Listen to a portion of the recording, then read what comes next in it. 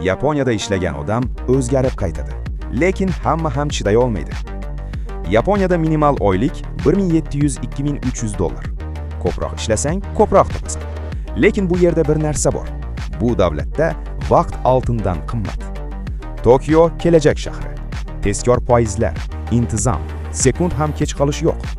Eng talab yuqori ishlar: avtozavod yig'uvchisi, elektronika montaj, qadoqlash, mehmonxona, qariyalar parvarishi. Lekin ogohlantiraman, bu yerda dangasog'am uzoq turmaydi. Til o'rganmasang qiynalasan. Ish tezligi yuqori, yashash qimmat, lekin xavfsizlik darajasi juda yuqori. 2 yil ishlab qaytganlar biznes boshlayapti. Ish topish saytlari: jobs.gaijinpod.com, www.daijob.com, jobsinjapan.com va eng muhimi, Yaponiya seni boy qilmaydi, seni tartibli qiladi. Savol: sen shunaqa hayotga tayyormisan? Kommentga yoz.